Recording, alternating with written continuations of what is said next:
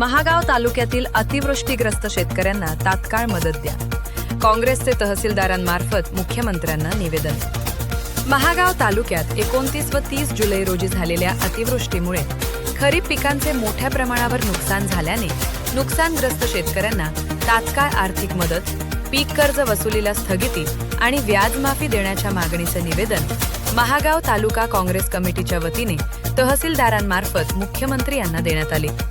या निवेदनाचे नेतृत्व तालुका काँग्रेस अध्यक्ष सुनील राठोड व शहर काँग्रेस अध्यक्ष शैलेश कोपरकर यांनी केले.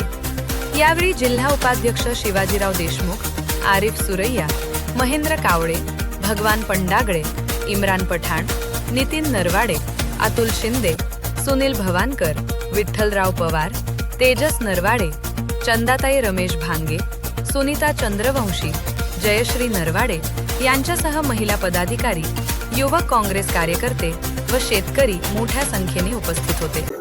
महागाव तालुक्यात 30 आणि 31 जुलै रोजी झालेल्या अतिवृष्टी सदृश्य पावसामुळे तालुक्यात शेतपिकाचं मोठ्या प्रमाणात नुकसान झालेलं आहे. परंतु शासनाकडून अद्यापपर्यंत कोणत्याही प्रकारचे पंचनामे न केल्यामुळे महागाव काँग्रेस तालुका काँग्रेस कमिटीच्या वतीने आज तहसीलदारांना निवेदन देण्यात आलेलं आहे. या विषयावर बोलण्यासाठी काँग्रेसचे तालुका अध्यक्ष आपल्यासोबत आहेत. निवेदनाच्या माध्यमातून काय मागण्या आहेत तुमच्या शासनाकडे?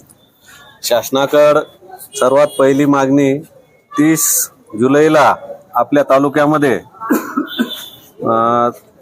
अतिवृष्टी झाली आणि याच्यामध्ये शेतकऱ्याचं प्रचंड मोठ्या प्रमाणात शेतीमालाचं नुकसान झालं आणि त्याच्यापूर्वी पेरणीचा जेव्हा उगवणीचा प्रश्न होता तो सुद्धा उगवण क्षमता काही कंपनीच्या बियाण्यामध्ये झाली नाही.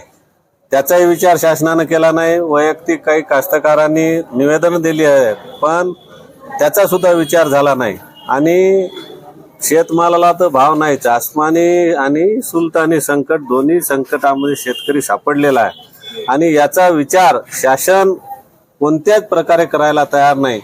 म्हणून आम्ही काँग्रेस कमिटीच्या वतीनं आज निवेदन दिलेलं आहे की 30 तारखेला जी अतिवृष्टी झाली त्या अतिवृष्टीचे तात्काळ पंचनामे करून त्यांना हेक्टरी किमान 50,000 रुपये मदत त्यांना करावी आणि ज्या कास्तकाराचे बियाणं उगवलं नाही, काही बोगस कंपन्याचं सोयाबीनचं बियाणं होतं, त्यांना सुद्धा तात्काळ मदत करावी आणि आता जे कर्जमाफी झाली त्याच्यामध्ये इतक्या जाचक अटी आहेत, त्याच्यात काही मयताचे प्रश्न आहेत, त्याचे काही वारसदार आहे आणि ते कसं सुलभ करून त्यांना कर्जमाफीचा कसा लाभ मिळवता येईल या 2-3 प्रमुख मागण्या आम्ही आज घेतलेल्या आहे. आणि मागच्या वर्षीचा पीक विमा सुद्धा आतापर्यंत भेटला नाही.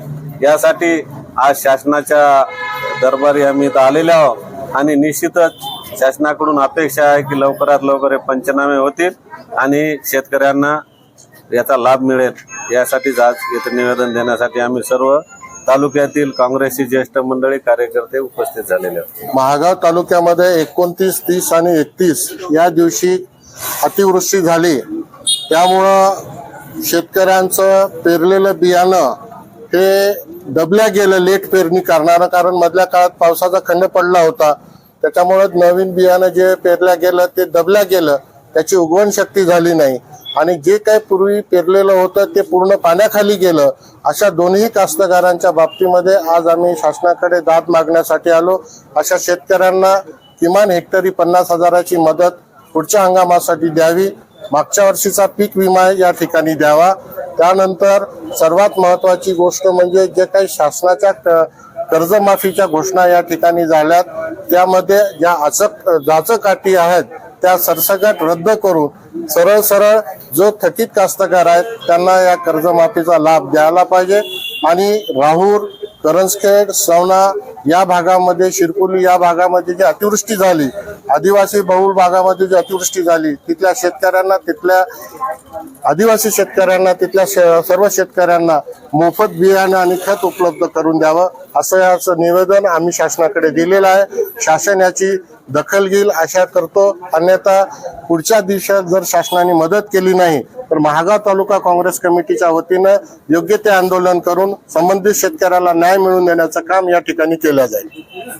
आज या ठिकाणी तालुका काँग्रेस कमिटीच्या वतीने आम्ही निवेदन दिलेले आहे। दिनांक 29, 30 आणि 31 रोजी जी अतिवृष्टी झाली महागाव तालुक्यामध्ये, त्यामध्ये महागाव तालुक्यातील शेतकऱ्यांचं अतोनात नुकसान झालेलं आहे आणि त्याची शासनाने दखल घ्यावी व त्यांना नुकसान भरपाई द्यावी, यासाठी आम्ही या ठिकाणी तहसीलदार साहेबांना निवेदन दिलेलं आहे। नक्कीच आपण पाहू शकता की 31, 30, 31 आणि 29 जुलै रोजी महागाव तालुक्यात मोठ्या प्रमाणात झालेल्या अतिवृष्टी सदृश्य पावसामध्ये शेतकऱ्याचं प्रचंड प्रमाणात नुकसान झालं होतं आणि 2024-25च्या खरीपाचा विमा सुद्धा महागाव तालुक्यातील शेतकऱ्यांना अद्यापपर्यंत मिळाला नाही। या सर्व विषयाला धरून काँग्रेस कमिटी महागावच्या वतीने आज तहसीलदार मार्फत निवेदन देण्यात आलेलं आहे। मराठी 9 न्यूजसाठी सचिन उबाळे, महागाव।